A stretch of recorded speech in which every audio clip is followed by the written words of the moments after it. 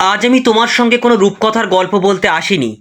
আজ আমি তোমাকে সেই কঠিন সত্যের মুখোমুখি দাঁড় করাতে এসেছি, যা হয়তো তুমি প্রতিদিন অনুভব করছো কিন্তু কাউকে বলতে পারছো না। তুমি কি জানো, তোমার চারপাশের এই হাজার হাজার মানুষের ভিড়ে তোমাকে সত্যিই কে ভালোবাসে? কে তোমার জন্য নিজের জীবন বাজি রাখতে পারে? চেনা কি খুব কঠিন? না, একদমই না।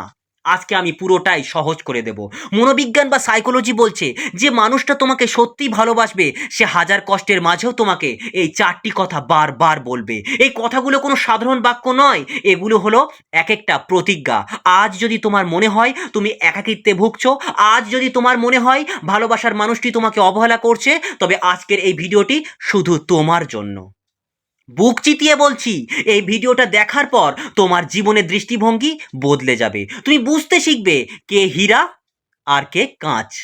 ভিডিওটি শেষ পর্যন্ত দেখো, কারণ প্রতিটি কথা তোমার জীবনের বাস্তবের সাথে মিলে যাবে। আর যদি ভিডিওটি ভালো লাগে তবে মন থেকে একটা কমেন্ট করে যেও, কারণ তোমার একটা মন্তব্য বা কমেন্ট আমার এই পরিশ্রমকে সার্থক করবে। চলো শুরু করা যাক। প্রথমত, আমি আছি তো ভয় কি? The power of security. হ্যাঁ বন্ধু, দ্য পাওয়ার অফ সিকিউরিটি। বন্ধু, পৃথিবীর সব থেকে বড় ঔষধের নাম কি জানো? তা কোনো দামি ক্যাপসুল নয়, তা হলো ভরসা। হ্যাঁ বন্ধু, পৃথিবীর সব থেকে বড় এবং দামি ঔষধ হচ্ছে ভরসা। সাইকোলজি বলে মানুষ যখন বিপদে পড়ে তখন সে সমাধান খোঁজার আগে একটা শক্ত হাত খোঁজে। হ্যাঁ বন্ধু, হ্যাঁ, মানুষ যখন বিপদে পড়ে তখন সে সমাধান খোঁজার আগে একটা শক্ত হাত খোঁজে। যে মানুষটা তোমাকে প্রকৃত ভালোবাসবে সে তোমার অন্ধকার সময়ে তোমার সামনে এসে দাঁড়াবে এবং বলবে, আমি আছি তো, ভয় কি, আমি আছি। বিখ্যাত দার্শনিক প্লেটো বলেছিলেন, ভালোবাসা হলো এক ধরনের গুরুতর মানসিক ব্যাধি যদি সেখানে নিরাপত্তা না থাকে। কি বললাম? ভালোবাসা এক ধরনের গুরুতর মানসিক ব্যাধি যদি সেখানে নিরাপত্তা বা সিকিউরিটি না থাকে।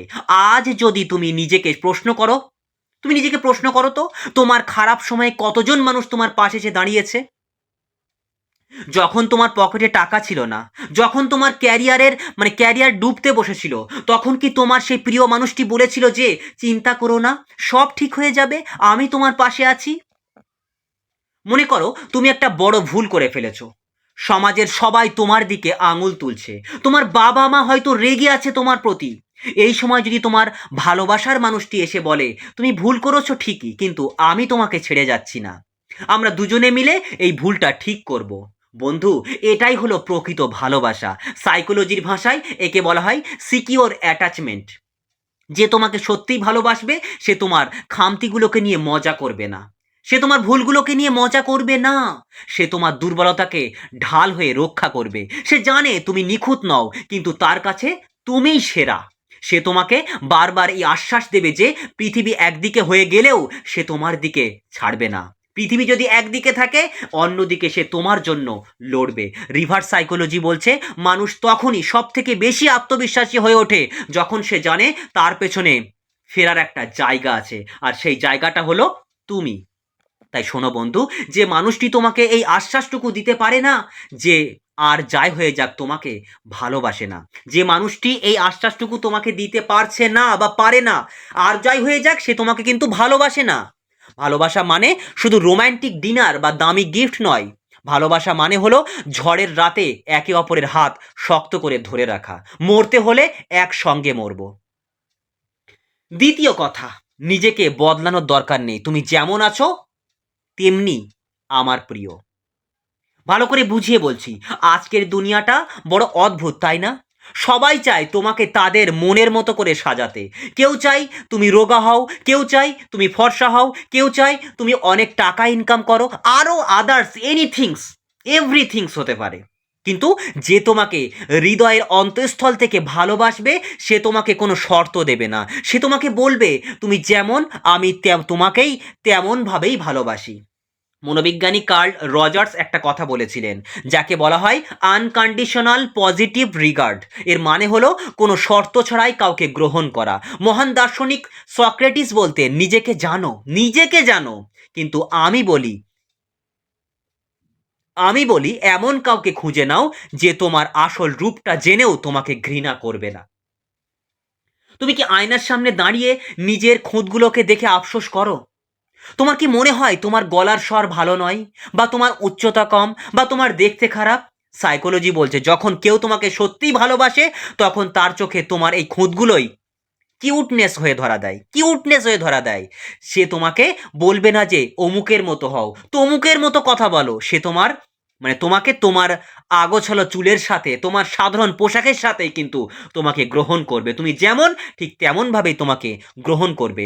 আজকে সোশ্যাল মিডিয়ার যুগে আমরা সবাই একটা মুখোশ পরে থাকি, কিন্তু ভালোবাসার মানুষের সামনে সেই মুখোশ খুলে ফেলা যায়। যদি তোমার সঙ্গী তোমাকে বারবার বলে যে তোমাকে অমুক জিনিসটা পরিবর্তন করতে হবে, নইলে লোকে কি বলবে, তবে বুঝে নিও সেখানে ভালোবাসা কম, লোক দেখানো ভাব বেশি। প্রকৃত প্রেমিক বা প্রেমিকা তোমার সীমাবদ্ধতাগুলো জানে। সে জানে তুমি মাঝরাতে রেগে যাও, সে জানে তুমি ছোট ছোট বিষয়ে কেঁদে ফেলো, আর সে এই সবটা জেনেই তোমাকে বারবার বলে পাগল। নিজেকে বদলানোর চেষ্টা করো না। তুমি এই রকম আছো বলেই তো আমি তোমার প্রেমে পড়েছি। এই কথাটার মধ্যে যে গভীরতা আছে তাকে তুমি অনুভব করতে পারছো বন্ধু? এটিই হলো সেই মানসিক শান্তি যা একটা মানুষকে ভেতর থেকে বাঁচিয়ে রাখে। বন্ধু, তুমি কি এখনো আমার সাথে আছো? যদি থেকে থাকো তবে বুঝে নাও তুমি তোমার জীবনের সব থেকে বড় সত্যিটা জানতে চলেছো। প্রথম দুটো পয়েন্টে আমি যেটা বললাম, তোমাকে নিরাপত্তা আর গ্রহণ করার কথা বলেছি, কিন্তু পরের এই দুটো পয়েন্ট তোমার বিবেককে নাড়িয়ে দেবে। এগুলো শুনলে তোমার চোখ খুলে যাবে যে কার জন্য তুমি নিজের চোখের জল ফেলছো, আর কে সত্যিই তোমাকে তোমার চোখের জলের মর্যাদা দেবে বা দেয়। তো তৃতীয় লক্ষণ বা তৃতীয় স্টেপে আমি আসছি। আমি কি তোমার কোনো কাজে আসতে পারি, বা তোমার সমস্যাটাকে আমাকে বলো। Active support and empathy. Psychology বলে ভালোবাসা শুধু একটা আবেগ নয়, ভালোবাসা হলো একটা দায়িত্ব। কি বললাম?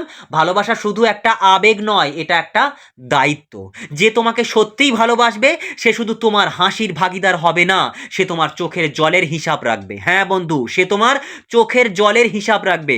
সে তোমাকে বারবার একটা কথা জিজ্ঞেস করবে, তোমার সমস্যাটা আমাকে বলো, আমি কিভাবে তোমাকে সাহায্য করতে পারি।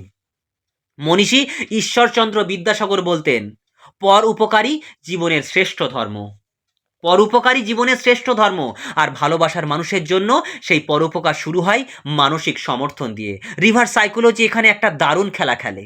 অনেক সময় আমরা আমাদের প্রিয় মানুষকে কষ্ট দিতে চাই না বলে নিজেদের সমস্যা লুকিয়ে রাখি, কিন্তু যে তোমাকে মন থেকে ভালোবাসে সে তোমার নীরবতা পড়ে নিতে পারবে। হ্যাঁ, তোমার নীরবতা পড়ে নিতে পারবে। যদি সে সত্যিই তোমাকে মন থেকে ভালোবাসে, সে তোমার চোখের দিকে তাকিয়ে বুঝে যাবে যে তোমার মনের ভেতরে কোনো ঝড় চলছে।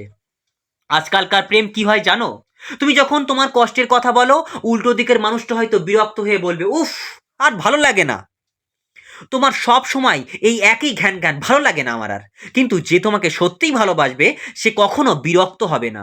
সে হয়তো তোমার অর্থনৈতিক সমস্যার সমাধান করতে পারবে না, সে হয়তো তোমার অফিসের বসকে গিয়ে বকতে পারবে না, কিন্তু সে তোমার পাশে বসে তোমার কথাগুলো মন দিয়ে শুনবে, তোমাকে সান্ত্বনা দেবে।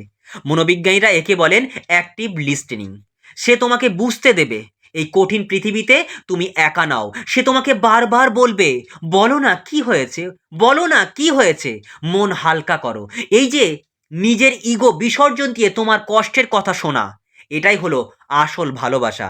দার্শনিক এরিক ফ্রম তার দ্য আর্ট অফ লাভিং বইতে লিখেছিলেন, ভালোবাসা মানে হলো অন্য একজনের জীবনের প্রতি সক্রিয় যত্নশীল হওয়া। হ্যাঁ, ভালো করে শুনে নাও, ভালোবাসার মানে হলো অন্য একজনের জীবনের প্রতি সক্রিয় যত্নশীল হওয়া।